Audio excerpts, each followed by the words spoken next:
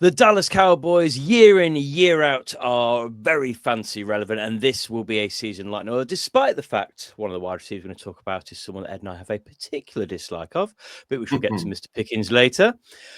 We'll start off as we always do, and we'll start off at quarterback, and a player that had a down year last year for a number of reasons, but I have tipped Ed to be a bounce-back candidate. Take us away with Mr. Dak Prescott. Yeah, indeed. Disappointing season last season for Dak and the Cowboys. But even before his season-ending torn hamstring, he was struggling to replicate his 2023 form. One of the key stats that he needs to improve on was his target percentage. It dropped from 81.2% in 2023 to 69.6% before he got injured. But with a healthy hamstring, it looks like he's going to be ready for training camp. He said he will be. The arrival of Pickens, as we've said more on him later, gives him another weapon. And I think there's great value in him at the moment. His ADP at the moment is QB 17, which I think represents excellent value. He's a borderline QB1 in single QB leagues. So I'd expect him, as you've suggested in your standings, to finish top 10. So decent value in Dak. I expect him to bounce back. Whether he'll bounce back to QB3, I'm not sure if that's a possibility. But yeah, should be a better season for Dak. Yeah, I totally agree. I can't believe that QB 17 ranking. When Dak plays more than 30 or 13 or more games, he's finished as a top 10 quarterback every year other than one when he finished 14th. And that was in 2018. The 2 years that he's missed other than 2024, 2022, 6 points per game. And 2020, he only played the first 5 games and he was a quarterback 1 point per game. He just gets it done. And you add a wide receiver, whatever you think of the guy, he's a very good deep threat. A skill set the Cowboys have needed in recent years. Hopefully it frees up CeeDee Lamb for less double and triple coverage because it's a credible wide receiver opposite him rather than the ghost of Brandon Cooks. Yeah, I just think the sky's the limit for Dak this year. Well, I say the sky. I don't think there's a realistic possibility of being a top 2 quarterback this year. Top 3 might be pushing it, but I think once you get past Allen, Lamar, Jayden Daniels, Hurts, I think he's as good a chance of anybody who's finishing quarterback 5. Him and Joe Burrow, I think, are going to be the 2 most pass-heavy quarterbacks in the league. And yeah, that all screams to me that screaming value at quarterback 17.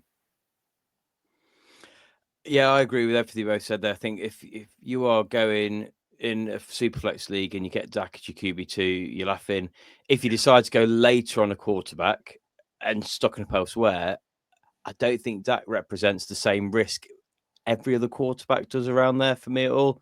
Surely we'll see that rising over the course of the offseason now as we get into our drafts. We're looking at the weapons at his disposal. We've spoken about wide receiver. He has a new back behind him still as Dallas try to replace Zeke Elliott of old. And they've rolled the dice on Javonte Williams this time round. How are we feeling about Javonte's chances, firstly, to reignite his own career, but also be fancy relevant? Yeah, there was so much speculation surrounding the Cowboys and running backs, especially pre-draft. A top running back prospect surely landing at the Cowboys, become a fancy monster, and we end up with Javonte Williams. I'm not really sure that is what fancy managers and Cowboy fans were hoping for Javonte Williams to be RB1 in Dallas entering 2025. But looks like that's where we're at. I mean, he never really reached his potential in Dallas. Well, he might do in Dallas, in Denver, after a decent rookie season. Remember, he finished RB17 in his rookie season, but then a bad knee injury ruined his sophomore year. But the last 2 seasons, nothing more than solid, really. RB29 in 2023 and RB30 last year. He's going to benefit from a really great interior in Dallas. They've got a great O-line, so he should get that space to show that kind of tackle-breaking explosiveness. Could be excellent value if Williams holds off competition from the other running backs in the stable. But yeah, I mean, he's currently going off the board about RB36, so potentially some great value there. Yeah, I must say I'm not very confident. If you can't get it done, if Sean Payton can't make you a running back 2, at the very least, as his lead back, I'm not sure Brian Schottenheim's going to. It just, Sean Payton will pepper you with targets. I mean, the Broncos didn't have a bad offensive line, certainly last year. I don't see it. I think he's kind of completely washed, and it sucks because I liked him as a rookie coming out, but I think that knee injury has kind of, brutally kind of ended his high end of his career. I just don't think it's there anymore. You've seen him last year. He had room to run. He just doesn't have the burst anymore. Hope I'm wrong. Obviously, I'd love to have a new Zeke Elliott, but I just don't think it's there with Javonte. At running back 36, it doesn't sound like a bad value, but I think in that range of the draft, I'll just be taking non-running backs if that's the kind of range of that Javonte is. I don't see a ceiling for him unless he falls in the end zone 10 times, but that's not the kind of bet I want to make at that stage in the draft when you still get, a tight end starter, a wide receiver who might fill in later in the season. Yeah, I'll be out on Javonte at that price. It's always disappointing when our guests sit on the fence, isn't it, Mark? Yeah. I prefer them to have opinions. My fault. Well, when we talk about opinions, an opinion that burnt me a couple of seasons ago was on Mr. Miles Sanders. As soon as I started speaking up, he let me down massively. I mean, obviously, we know this is the comeback year, and in Dallas, he will once again be a bona fide RB1 without a shadow of a doubt, or do absolutely nothing. But he's also got Jaydon Blue on that depth chart as well. Have we got any fantasy relevance here? It doesn't look good at running back in fantasy relevance, does it, for fantasy? Well, the word that I've written down next to Miles Sanders is just inexplicable. Can anyone explain, apart from the curse you've put on him, what's happened to him? It's been pretty astonishing, really. They couldn't have gone much worse for him in Carolina. You'd expect him to compete with Williams for reps, and there is a world where he emerges as RB1. So he might be one to keep an eye on. The thing that counts against Sanders is he's not the best pass-catching back, which might limit the reps that he plays. As for Jaydon Blue, I mean, round 5 is not where people expected the Cowboys to be drafting a running back. But that's what happened. It's quite a small frame, but his pass catching could see him getting some involvement in the passing game. I'm sure he will hope to emerge as RB1, but you'd think Sanders and Williams are ahead of him, certainly this season. So I wouldn't hold out much hope from a fantasy perspective. Yeah, and I kind of have a worrying feeling about last year as well. I mean, Rico Dowdle is one of my pre-draft favorites, pre-fantasy draft favorites. Of just give Rico Dowdle the work. He's fine. He's not, going to set the world on fire, but he's absolutely fine. Do not bring out the corpse of Zeke Elliott and drag him through 17 games because, again, the burst has gone in Zeke. And obviously, Dallas waited 11 games, I think it was, or 10 games to lay Rico Dowdle the starter. And once he started the second half of the season, Rico Dowdle was great for fantasy. And I just kind of worry they're going to do the same again here and drag out Javonte Williams as a starter for 8 games, chug up the middle for 2.5 yards a carry, fall in the end zone a couple of times. Miles Sanders will spell him, and then Blue will look great on his limited touches. And then by week 10 or 11, he'll finally start and look good. That's kind of what I'm expecting here. I would much rather draft Miles Sanders at his ADP of like 1,000 than Javonte Williams at RB36, because I think they're basically the same player, 2 washed older running backs. Although Miles Sanders, the last week of last season, after the fantasy season finished, scored 26 PPR points. If he'd done that every single week, he's flying out my window, I think. But 1 in the entire season, but that seems incredibly unrealistic. But yeah, I don't know where that game came from. I think I'll use your word again, Ed. Inexplicable. He done and then scored 26 fantasy points in week 18 against the Falcons, who were trying to get in the playoffs. So it wasn't even like it was a dead rubber game. So yeah, I'd rather take Sanders than Williams because I can get Sanders with the last round pick.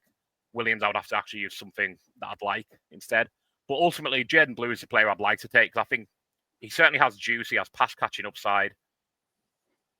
I think there's something there with Blue. Do I think he's going to be a top 12 running back? No. But can he be a spot starter for you and actually show something, from week 6, 7 onwards? Yeah, I think he can. Not hugely confident, but Blue would be the one I'd want to take of these 3 guys because I think he's the one who isn't completely over the hill. Before we move on to wide receivers, please take a moment to subscribe, like, and share. Whilst you're here, you can also go and check out any one of our other 31 deep dive shows if you've not done so already, as we take you through the entire NFL lineup through this offseason to get you ready for your redraft leagues. But Ed, next, a player that everyone would like to target. It's just whether he is available when you are on the board. And that is Mr. CeeDee Lamb. So last year's wide receiver 8. A reminder that all point scoring we use is based on PPR, points per reception scoring. What have you got to tell us about CeeDee Lamb that hasn't already been said, Ed? Yeah, I mean, as you say, I think you're pretty much guaranteed big points from Lamb. He had that monster 2023, didn't he? Understandably, there was going to be some drop-off, some regression last season, because I think it was the 3rd highest ever scored by a wide receiver from a fantasy perspective in 2023. And of course, he lost Dak from week 9 last year. He seemed to struggle himself with niggling injuries, or was that just a lack of interest? I was always a bit skeptical when CeeDee was like, oh, no, I'll not risk it today. He's relied on volume to put up big numbers in his NFL career. He's not the same sort of downfield threat as Chase or Jefferson, but he's got that volume and then some in Dallas. I think a fit Dak and Lamb are a really fearsome combination, and I'm sure they'll click again in 2025. I would say, from an ADP perspective, he's getting drafted about wide receiver 3, and that's probably his ceiling, especially with the arrival of Pickens, who will compete with with him for some of those reps. So I think he'll have a very solid season and probably finish above that wide receiver 8. I expect him to be a top 5 wide receiver without having a mega season. But yeah, Lamb is someone who, if he drops to you in the first round, you're going to take every time. Yeah, totally agree. I think his ceiling is wide receiver 1 again. I just love this offense fit for him. I love Pickens taking away coverage. I mean, obviously, it does take away targets as well. That's kind of always that two-handed thing of, do you want to play with no competition or play with good competition? I think it can work well both ways. This is half PPR stat, but I'm sure it's roughly equivalent in PPR. In Dak's last 25 starts, there was no wide receiver who scored more points in the NFL than CeeDee Lamb. He scored 18.5 PPR points per game. I kind of think this is, I've already tipped him on our show to have the most receiving yards in the NFL at 10-1. I just think it's due another big season. I think he's as good as Jefferson and Lamb. I think they're the 3 elite wide receivers in the NFL. I think any one of them could finish as wide receiver 1 this season coming up. Chase obviously was mind-blowing last year, the Triple Crown winner. It's very hard to bet against him repeating it, truthfully. Again, I think there's a lot of similarities with the Bengals and the Cowboys in fairly poor defenses. Going to have high pass rates entire season, probably going to pay him behind a lot of the season. Really, really good quarterbacks. And Pickens isn't T. Higgins, but 2 really good wide receivers who, allow it really hard to scheme as much as you'd like to on the wide receiver 1, because they're both, I believe, genuinely elite talents at their position. So it's a hard one to say I would take Lamb over Chase. I would take Lamb over Jefferson right now, just with a little uncertainty around JJ McCarthy, who I do like, but there is uncertainty. But yeah, I think the sky's the limit for CeeDee this year. Like I say, I've tipped him at 10-1 for most receiving yards in the NFL. I also tipped him at 20-1 to be the offensive player of the year, because I think he's just due one as well. Which did remind me that Jamar Chase didn't win it last year, which seemed, I mean, Saquon Barkley was a worthy winner. Yeah. That's no slight on him, but we were just talking about it recently on one of our preview shows for the AFC North, and it was like, oh yeah, Jamar Chase didn't win the OPOY, which, what more do you need to do, really, I guess, win the Super Bowl, maybe, I suppose, but yeah, I just think Lamb's one of them players who can just take over games, the best power slot receiver in the NFL. And now you've got Pickens taking away all of that dirty work, the cardio downfield. I just think it gives you hopefully more creativity than Mike McCarthy was planning up. And yeah, let Schottenheimer cook. You talk me into it. Wide receiver 1. Let's go. I'm convinced. The one question mark for me, and you referenced it earlier, Ed, is it's just a little bit of that attitude. She said 5 games with a lower than 7% snap count. And a lot of that was when he realised he was injured when the game looked like it was lost. And then I think I can't remember who it was. It was a game where then the Cowboys got back into it. And all of a sudden, I think I'm all right again now.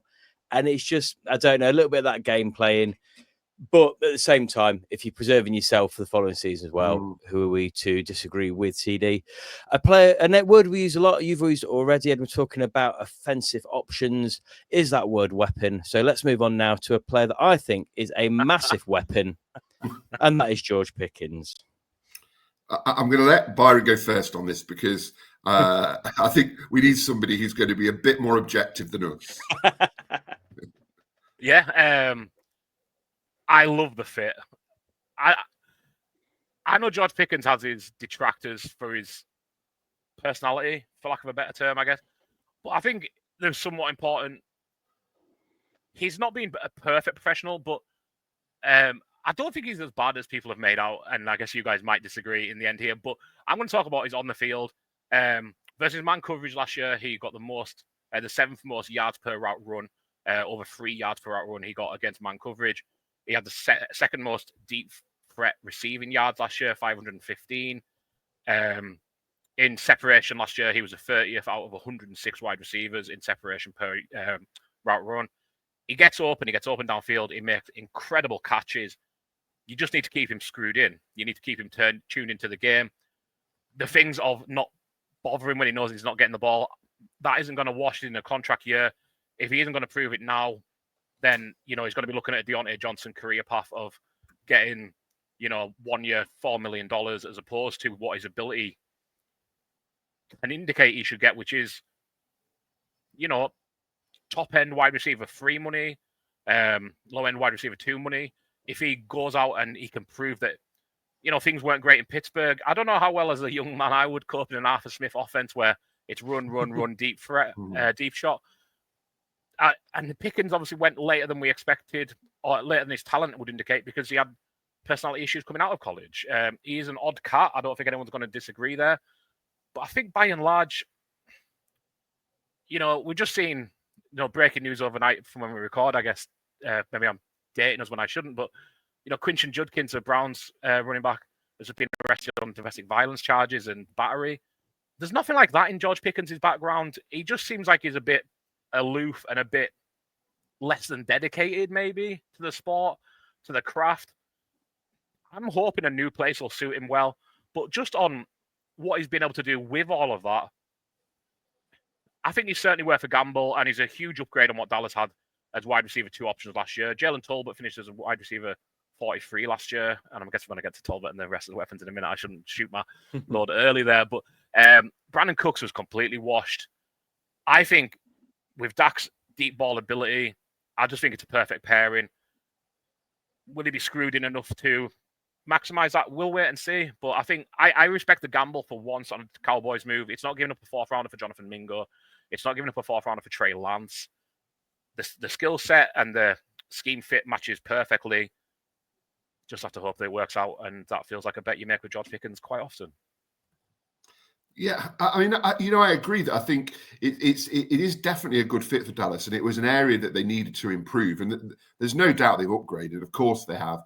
I think what's interesting is he goes from being a clear wide receiver 1 in Pittsburgh to an even clearer wide receiver 2 in Dallas, which clearly he's happy doing. I think the point you make about him having to prove himself is really important. He's playing for a contract, isn't he? And it's up to him to show that. And to be fair to him, before that hamstring injury last season, he was doing well, catching balls from Russell Wilson, so he'll benefit from playing with Dak. But his ADP is about wide receiver 28, which I think is fair. I think that's probably roughly where he'll end up. Top 25 is probably the best you can hope for. I mean, I'm not a big fan of his because of his attitude, but I also, think he does make a few too many drops for my liking, and that's something I'd be concerned about. But he has that massive threat downfield, so. Who knows? I might start to like him more now he's at the Cowboys. Maybe it was just a Steelers thing that ramped up my dislike for him. Well, you know how lovable the Cowboys are. Oh, the Cowboys. Love to play everyone is the tagline, isn't it? America's team, right? Yeah. The rest of the world's not so much. Or America's, truthfully. If we're not entirely sold on George Pickens, though we see a route to success, what are our thoughts on the rest of the wide receiver depth chart in Dallas? I think you've been very kind, including Jonathan Mingo, is my first Yes. I just like the series of 3. Yep, that's why he's there. Looks good on the graphic. That's his biggest contribution in a Cowboys jersey so far. Yeah. Jalen Tolbert, I really like as a player. Like I said, wide receiver 43 last year, which kind of surprised me. That is because he played every game as well, though. It'll be a lot lower if you do point per game rankings. He did have flashes, and I think he's much more suited to being a wide receiver 3 or 4 than a 2. I don't think he's that skill set, but I've enjoyed watching him. He does make big catches downfield. He gets open, a little replicable of George Pickens, but not as good ultimately. Kavonte Turpin, though, I want to see get involved. I want to see him out of the running back room space because we don't have any, as we've already discussed. He is electric. What he can do as a kick returner, punt returner, you can get players to do on the field in offense if you will be creative with them, if you'll scheme them that way. Get him doing some jet sweeps. Get him taking direct handoffs. Like, you can do it. You don't have to do it every game. You don't have to do it every snap, obviously. But just sprinkle him in here and there. He is the fastest player in the NFL with the ball in his hands. It's somewhat inexplicable to me how little he does get used on offense. Like I say, you don't need to do it every game or every snap. But I think he should have a package that's available in most, or if not every game. You don't necessarily need to use it. Just see if you can expand his skill set. Truthfully, am I taking any of these players in fantasy? Probably not. I think they, especially Turpin and Tolbert, help boost Dak's ceiling if they can be utilized, especially Turpin in that sense. I don't think any of them are worth touching in regular fantasy leagues, or maybe Turpin if you're in a deep league, and especially if you get return yards. Jeez Louise, he's probably one of the top first-round picks if you get return points. But yeah, I don't think any of them by themselves are worth drafting, though. Yeah, I agree. I think Tolbert had a very solid season last season, but I think wide receiver 3 does suit him. He had 8 games of 10 or more fantasy points last season, so he might be a decent late stash for your bench. And I said the same thing about Turpin in my notes. Obviously, I'm not an expert like you when it comes to the Cowboys, but he seems better than a returner, and I'd like to see him getting some reps. I think that would be quite exciting. And well, when it comes to Mingo, I've put relying on injuries to have any sort of impact, because beyond that, I don't see him doing much, bless him. No. It's nice that we've mentioned Jonathan Mingo at least once through this process, and probably never again for the rest of the 2025 season. A player that I am hoping we do get to mention more, because he's someone that I've been high on at the position for fantasy for the last couple of years. It's just not quite worked out, and that is Jake Ferguson. Tight end 25 last season after being drafted ADP tight end 11. So in a little bit of that bust category, I just suppose it's so volatile at tight end, it doesn't quite hurt in the same way. What are we thinking this year for Jake Ferguson? Well, last year was, like you said, a dud. He finished, I have the not points per games, but it was tight end 25 overall as well. So that worked out really well. The year before, he was tight end 9, and the difference is he scored 5 touchdowns in 2023. He scored 0 last year. He's not going to score 0 touchdowns again. That is just an anomaly. It's not going to happen. He's not been a huge touchdown scorer his entire career. He's got 2 and then 5. I would bet he's much more likely to outscore 5 than he is to get 0 again. I'm not sure what his ADP is this year. If you mentioned it, my apologies. But I really like him as a target this year. Again, I think I'll repeat till I'm blue in the face, I guess, but the Cowboys are going to be pass heavy. Lamb's going to get his, Pickens is going to get his, but in the red zone, I think it's going to be Lamb and Jake Ferguson, not Lamb and Pickens. So, yeah, I think the upside's there for him. It seems crazy to say, he might get double-digit touchdowns. He might. You're a tight end in a pass-heavy offense. Somebody's got to catch the ball in the end zone. It's not going to be 40 CeeDee Lamb touchdowns, but it could be 40 Dak Prescott touchdowns. So somebody has to get a good number of them. I think, again, there's much more likelihood that he gets over 5 than he gets 0 again. I just don't see a pathway he gets 0. That seems incredibly unrealistic. So yeah, I just drafted Jake Ferguson, actually my Scott Fishbowl team in round 12, I think it was, and in a tight end premium, saying I thought that was kind of crazy. I'll take that all day. So yeah, I'm all in on Ferguson this year again. Yeah, I think quite a lot of angry fantasy managers over the last couple of years with Ferguson because he's let them down. But you talked about his touchdowns, and I wrote that down as well. I think the problem was his drop off in red zone targets. He had 25 red zone targets in 2023, which was highest amongst all NFL tight ends, and that dropped off a cliff last year. So that was the problem. And surely he returns to something like 5 touchdowns or more. And I mean, his stats without Dak were horrible. 7 games, 21 catches for 160 yards. That was from just 34 targets. So he'll enjoy having Dak back. And yeah, his ADP is tight end 15, which surely offers huge value. If he returns to that sophomore form, he's definitely one that you're looking to pick up later in drafts. He's going about the end of round 10 at the moment, early round 11, and I think that's probably solid value for someone who should have a bounce back season. Yeah, I love that. Yeah, he'll be certainly tight end 15. He'll be on a lot of my teams. And when you look at those touchdowns, if you just have a look at the numbers from last year, if we threw in 5 touchdowns, maybe that he would go from tight end 25 to tight end 14.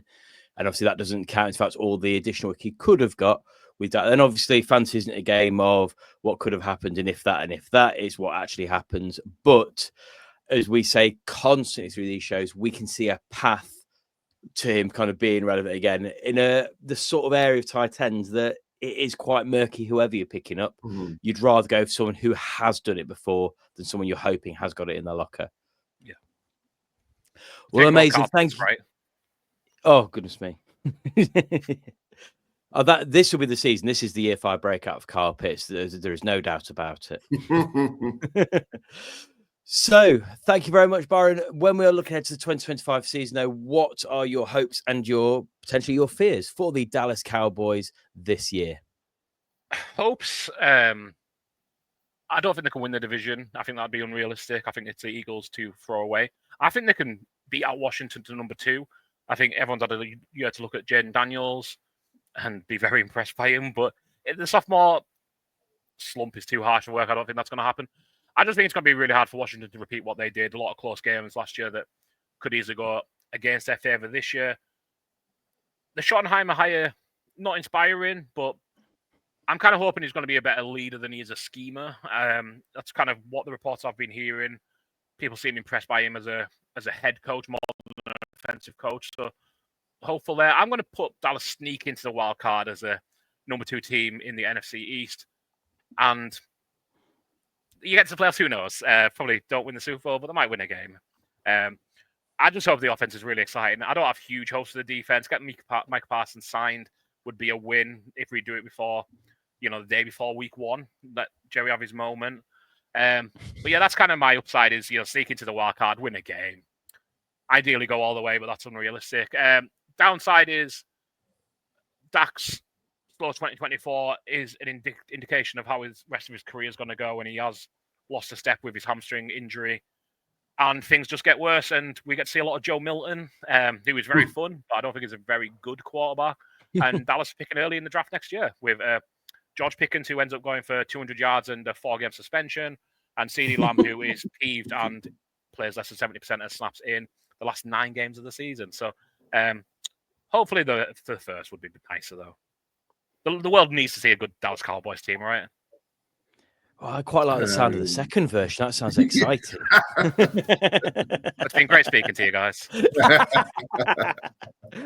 Amazing. Thank you very much, Byron. It's a pleasure, as always, to have you on. Before Ed wraps things up for us, where can people find you and the rest of your team's content? Yeah, absolutely. So I'm at Byronchenko everywhere, Twitter, BlueSky, Instagram, etc. And we are Good Teams Win, Great Teams Cover. That is at GTW_GTC here, there, and everywhere. YouTube, Twitter. We have a TikTok now, so yeah, we're ticking on there. But yeah, Good Teams Win, Great Teams Cover everywhere, or Byronchenko. And thank you guys for having me. Amazing. Well, please do make sure you check out all of our other 31 deep dive shows. And when you finish with those, also head over and look at the divisional breakdowns from the Good Teams Win, Great Teams Cover team as well. But Ed, for the final words, over to you. Yeah, thanks to Byron. Goodbye from Byron, I'm sure. Goodbye from Mark. Goodbye from me. And also, time for Malcolm to take us home. You have been listening to Pestle and Ed of TH Fantasy Football. For more content, follow TH_fantasy_NFL on Instagram and Twitter.